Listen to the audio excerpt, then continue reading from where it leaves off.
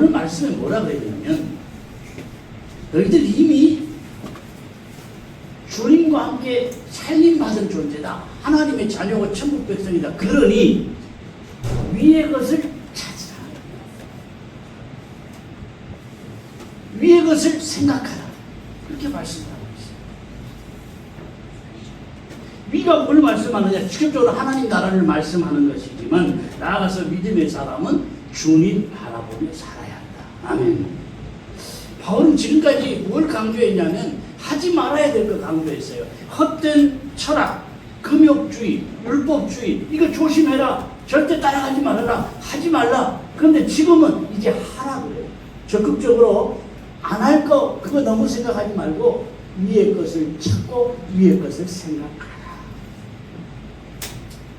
내가 아무리 열심히 내고 많이 헌신해도 주님이 나의 주인 되지 않으면 별 의미가 없어요. 그냥 세상의 그 동아리에서 열심히 하는 것과 별로 다를 게 없어요. 주님 기뻐하시는 생활하는 거리가 멀어지는 거예요. 여러분, 아침에 눈을 떴을 때 내가 제일 많이 생각하는 게 뭔가요? 그게 바로 내 자신입니다. 행여라도 아침 일어나자마자 주식 시세가 어떻게 됩니다. 이거 찾아본다면 내 마음은 주는 주식이에요. 주식하지 말라는 거 아니에요. 주식에서 뭐 유익한 점도 있고 또 힘든 점도 있지만 어쨌든지 간에 내가 아침에 일어나서 가장 관심사가 뭐냐? 이게 바로 내가 가장 원하는 것이고 내가 가장 내 모습을 제대로 볼 수 있는 거예요. 한번 점검을 해보십시오. 나도 모르게 습관적으로 아침에 내가 일어나면 제일 먼저 뭔 생각을 하는가? 이것이 바로 나 자신이라는 거 다시 한번 점검하고 넘어갔으면 좋겠어요. 내가 가장 많이 생각하는 게 어떻게 하면 주님이 기뻐하실까? 어떻게 하면 말씀대로 살까? 이걸 하면 어렵지만 이걸 하면 정말 믿음 생활 잘 되거든요. 우리가 왜 그렇게 살아야 돼요? 3절에는 이렇게 말씀을 합니다. 이는 내가 죽고 너희 생명이 그리스도와 함께 하나님 안에 감추어졌으니. 뭔 소리입니까? 내가 왜 죽었어요? 나 지금 펄펄 살아있어요. 그럴 수 있습니다. 그런데 이건 너희가 죽었다. 과거의 옛사람은 죽고 육신의 너는 죽었다. 내 생명이 주님과 함께 하나님 앞에 우리 속에 들어있다. 바로 그걸 말씀합니다. 인생 경험이 정말 중요하다고 느끼는 게요. 인생 살면서 그냥 나이만 먹는 게 아니고요. 이전에 깨닫지 못하던 것. 단순히 이걸 배우는 거 아니에요. 지식이 아니라 이전에 깨닫지 못하는 것을 깨달을 수 있더라는 거예요. 믿음도 5년 전 믿음, 10년 전 믿음하고 지금 믿음이 달라요. 그러니까 10년 전, 20년 전에는 막 열정이 있고 뭐든지 할 수 있다고 대단했지만 지금은 깨닫는 깊이가 10년 전, 5년 전하고는 또 다른 깊이가 있더라는 거예요. 그래서 나이가 먹어가면서 참 한 해 한 해 조금씩이라도 깨달아져가고 낮은 마음이 돼가고 그 주님의 마음을 가지고 산다는 것이 귀한 일입니다. 육신은 비록 확실히 늙어갑니다. 몸의 균형도 젊을 때와 나이 들 때는 달라요. 운전을 해보면 운전도 젊을 때 운전이 힘들다고 어렵다고 그러면 왜 그러는지 걸어가는 거랑 운전이나 비슷하지 뭐가 힘들어 그런 생각을 한 적이 있었습니다. 그런데 나이가 들어가면서 운전도 순간순간 아차 위험한 잘못하면 사고 날 뻔했네. 만약 저걸 못 봤으면 내가 큰일 날 뻔했네. 이런 때가 이제 자꾸 나와요. 나이 들면서 아무래도 육신의 감각은 떨어지고 육신의 힘은 떨어지지만 뭔가 믿음의 깊이는 이전에 깨닫지 못하던 것을 깨닫게 되는 좋은 점도 있더랍니다.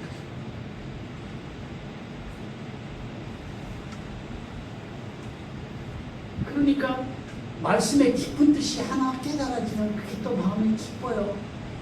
뭐 당장에 생기는 건 없지만은 뭐 돈이 생기고 뭐가 생기는 건 아니지만 내 마음에 이전에 깨닫지 못하는 걸 깨달으니까 마음이 기쁘고 행복해져요. 여러분 우리가 흔히 소확행이라 그런 이야기 많이 하잖아요. 너무 큰 것에만 이 마음이 있는 사람은요 이 소확행이 아무 재미가 없어요. 사는 게 하나도 재미가 없어요. 주식이 오르면 와 그냥 막 마음이 뛸듯이 기쁘지만은 작은 정원에 꽃이 한 송이 피었다든지 또 아이들이 작은 어떤 주는 기쁨 이런 것들을 전혀 누리지를 못해요. 큰 것에 익숙해지면요 소확행이 다 날아가고요. 여러분 우리 큰 거 욕심내지 말고요. 사는 동안 작은 것에 주님 주시는 행복을 많이 누리며 사셨으면 좋겠습니다. 믿음의 세계를 모르고 사는 사람은 감추어진 생명을 보지도 못하고 그런 것들을 우습게 해요. 여러분 안 믿는 사람들의 보기에는 믿는 사람들이 얼마나 우습게 보이겠어요. 지 맘대로 좀 살아야 되는데 주일이면 교회 간다 그러고 또 뭐에 매여 살고 그래서 자유롭게 그렇게 살고 싶어하는 사람들에게는 우리 생명이 내 속에 감추어졌다는 겁니다. 그러니까 믿는 것들이 우습게 보이는 거예요. 교회가 우습게 보이는 거예요. 교회는 어떻게 못한다는 생각에 가끔 이 술에 취하거나 좀 이렇게 와서 행패를 부리는 분들이 많아요. 주일에는 없죠, 사람이. 그런데 새벽 시간은요, 컴컴한데 지나가다가 밝게 불이 켜져 있으면 들어오고 싶은가 봐요. 예배 드리고 싶은 게 아니고 기도하고 싶은 게 아니고 들어와서 괜히 시비를 걸고 행패를 부려요. 막 겁을 주기도 하고, 막 벽돌을 들고 와서 막 겁을 주기도 하고. 한 번도 겁을 먹은 적은 없어요. 왜냐면 만약 죽으면 그것도 순교니까. 우리 또 CCTV가요, 밖에만이 아니라 실내까지 다 돼 있습니다. 그래서 함부로 하면 그게 다 찍히는데도 뭐 그런 거 저런 거 상관없이 막 가끔 행패를 부리는 사람들이 있어요. 교회가 우습게 보입니다. 왜냐하면 그 속에 감춘 영적 생명을 모르니까. 내가 예수 믿고 거듭나는 순간 새 생명이 내 속에 들어오는 거예요. 내가 천국 백성 되고 그게 나는 실감이 안 난다. 그래도 나는 하나님의 자녀가 천국 백성이 될 줄로 믿습니다. 빌립보서 3장에는 이렇게 말씀합니다. 그러나 예수님 보내라 거기로부터 보내는 자 곧 주 예수 그리스도를 믿으라. 나는 천국 백성이라는 거 우리 당연하게 생각하고 확실하게 믿지만 천국 백성을 증명해 보세요. 무슨 우리에게 천국 주민등록증이 있는 것도 아니고 면허증이 있는 것도 아니잖아요. 천국 백성을 증명해 보세요. 그러면 알고는 있지만 이게 말로 설명하기가 어려웠어요. 그런데 말씀이 그렇다면 그런 겁니다. 아멘. 나는 하나님의 자녀된 증거가 몇 가지 있는데 특별히 베드로 전서 1장 8절에 보면은 이렇게 말씀을 해요. 예수를 너희가 보지 못하였으나 사랑하는도다. 이제도 보지 못하나 믿고 말할 수 없는 영광스러운 축복으로 보아하니 이름의 결국 영원의 영원입니다. 아멘. 예수님 사랑하는 분들이 많습니다. 예수님 눈으로 봤어요. 영적으로야 우리가 믿지만은 예수님 육신의 눈으로는 안 보입니다. 보지도 않은 사람을 어떻게 사랑해요? 보지도 않은 분을 어떻게 믿어요? 그런데 우리는 사랑하고 믿습니다. 그 증거가 뭐냐? 내가 구원받은 사람이다. 곧 영혼의 구원을 받은. 구원받았기에 예수님을 사랑하는 마음이 생기고 예수님을 믿는 마음이 생깁니다. 사실 교회는요, 그냥 깊이 안 들어가는 게 제일 마음 편하게 있는 거예요. 교회는 깊이 들어가는 게 그렇죠. 사람이 모인 곳이란 많은 문제가 있어요. 그래서 믿기는 믿는데 교회는 안 나가고 싶다. 가난한 성도들이 의외로 많습니다. 교회 밖에서 믿는 분들 많아요. 과거에 믿었다가 중단하면서 나 사람들이 골치 아픈 그 교회는 가기 싫어. 가난한 성도 되는 거예요. 그래서 유튜브로 좋은 설교 한 번씩 들으면서 믿음 생활을 하고 자기 큐티하면서 믿음 생활을 하는 분들도 있긴 있어요. 왜냐하면 깊이 들어가면 말도 많고 문제도 많고 세상보다 더 많은 냄새가 나는 곳이 교회이기 때문에 그럼에도 불구하고 우리가 교회를 사랑하고 교회를 가까이 하는 이유가 뭡니까? 교회의 주인이신 예수님을 사랑하기에. 다른 게 없어요. 사람이 좋아서가 아니에요.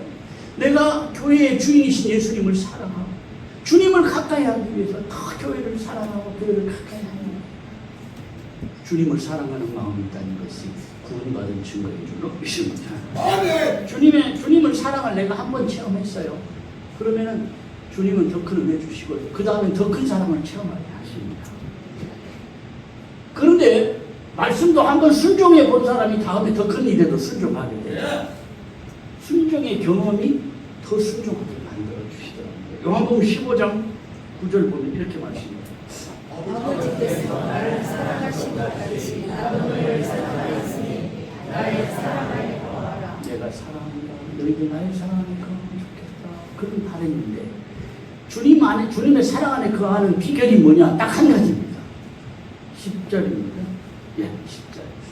내가 아버지의 계명을 지켜 내 사랑 안에 거하는 것 같이 너희도 내 계명을 지키면 내 사랑 안에 거하리라. 아멘. 너희도 내 계명을 지키면 내 사랑 안에 거할 것이다. 너희도 순종하면 나의 더 큰 사랑 받고 살 것이다. 행복의 비밀이 다른 데 있는 거 아니에요. 주님의 말씀에 순종하면 주님의 사랑 받고 이 땅에서도 행복하게 살 줄로 믿습니다. 주님은 구체적으로 말씀해 주십니다. 그런데 내가 왜 그렇게 못 사느냐? 왜 믿으면서도 갈등이 많고 복잡거리고 힘들게 사느냐? 내 생각이나 내 경험이나 내 노하우가 앞서기 때문에. 말씀은 그렇지만 여러분 이런 믿음이 대단히 있습니다. 많은 분들이 말씀은 그렇지만 인생 그렇게 사는 거 아니야. 그런 생각을 갖고 삽니다. 경험이 많아서 세상적인 많은 경험이 있고 세상에 지위가 있어서 말씀은 그렇지만 인생은 그렇게 사는 게 아니야. 이런 생각을 합니다. 말씀은 그렇지만 이 생각에서 우리가 말씀이 그렇다. 이렇게 바꿔줘요. 그러면 생각이 달라지고 믿음이 달라지고 생활이 달라져요. 인생이 달라져요. 지난날 내 경험이나 노하우 다 내려놓아야 진짜 믿음의 문이 열리고요. 주님과 함께 가는 길이 열리고요. 행복의 문이 열리는 거예요.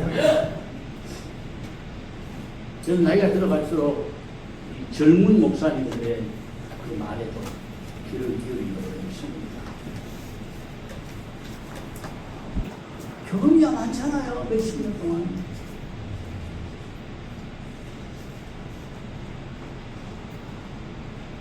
그런데 왜 젊은 목사님들이 경험도 없는 사람들 말을 듣는 것이냐? 내가 보지 못하는 것을 볼 수 있고 내가 느끼지 못하는 것을 느낄 수 있고 사실 시대가 많이 달라요. 지금 시대하고 40, 50대 시대하고 지금 20, 30대 시대하고 생각 자체가 많이 달라요. 방향도 다르고 그렇게 할 수 있으면 내가 보지 못하고 내가 느끼지 못하는 것도 내가 조금 받아들이고 싶습니다.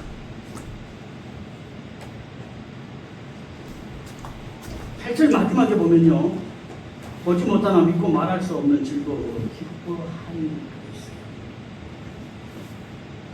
믿음에서 생기는 기쁨. 당장 눈앞의 환경은 고난이고 한숨이고 걱정이는데 주님 예비하신 더 큰 축복이 더 좋은 것이 내 눈에 보인단 말이죠. 그러면 당장 눈앞에 고난이 있고 환난이 있지만 내 앞에 하나님 예비하신 그 축복이 눈에 보이면 마음으로 기뻐하시고 아무리 봐도 환경은 아닌데 내 마음에 주님 주시는 기쁨이 있어요. 그렇다면 그것이 구원받은 증거인 줄로 믿습니다. 꽃길만 걸어가세요. 그런 정리의 말을 많이 합니다. 그런데 인생이 꽃길만 걸어가는 인생은 없어요. 어디 가도 꽃길만 있는 인생은 없는 거예요. 그런 인생은 살 수가 없고 내 것이 아니에요. 중요한 거는 인생이 때로 골짜기와 같고 힘들고 얽히고 말칠 때 어떤 마음 갖느냐, 어떤 믿음 갖느냐, 이것이 참 중요하더라고요. 여러분 믿음으로 나를 다스려 나가고요. 환경이 끌려다니지 말고 믿음으로 환경을 다스려 나가시기를 바랍니다. 같이 한번 고백합니다. 아버지. 좋은 믿음으로 나를 다스려 나가고 그 믿음으로 환경을 다스려 나가게 하옵소서. 아버지 하나님 예비해 주신 그 안정한 복이 나의 것이 되게 하옵소서. 나의 것이 되게 하옵소서. 말씀 다 잊어버려도 괜찮습니다. 이때는 올 거냐.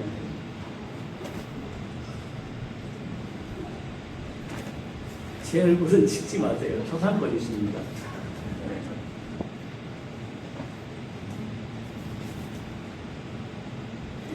찍어놓고 또 다시 보기도 하고 마음이 새기기도 하고. 자, 다시 꺼내세요. 다시 꺼내서 찍으세요. 아버지 좋은 믿음으로 만났어요. 큰 믿음으로 환경을 다스려 나가. 아버지 하나님 예비하신 은혜와 행복이 내 것이 되고 우리 가족이 얼마나 좋아요.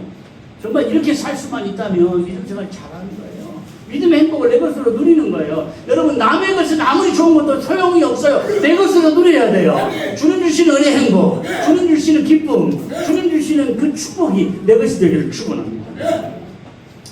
4절을 보겠습니다. 우리 생명이신 그리스도께서 나타나실 그때에 너희도 거룩하게 영광하게 나타나라. 주님 다시 오실 날이 있다는 말씀이잖아요. 전제입니다. 이거 뭐 사람이 다 알아요. 믿는 사람은 멀리는 다 아는데 사람들이 생활 속에서는 주님 다시 오실 그때를 생각하지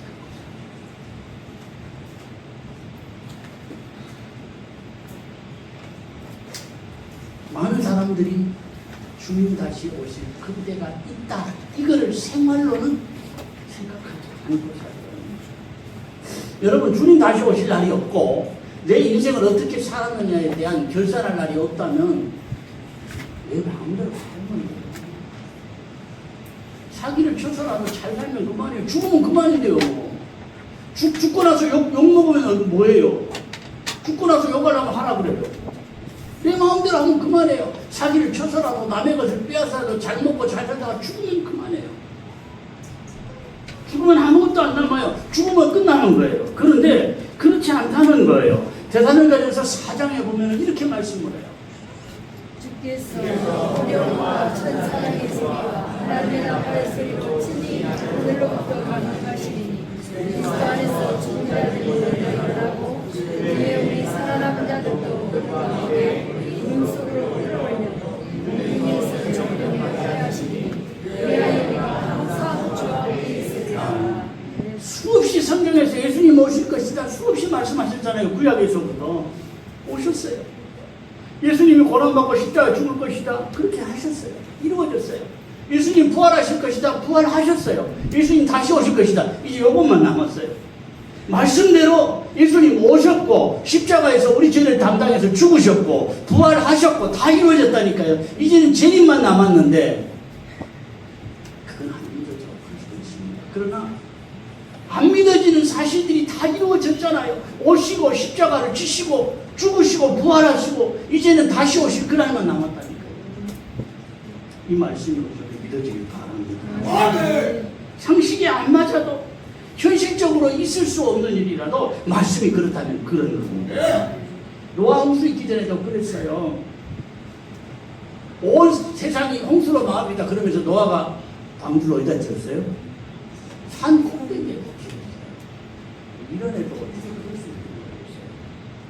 그냥 땅에다가 지어놓고 편하게 사람들 들어오라고 그러면 그거 좋았을 것 같아요. 산 꼭대기 방주 짓는 노아를 보고 다 미쳤다 그랬거든요. 야 아무리 큰 비가 와서 어떻게 산 꼭대기를 넘냐?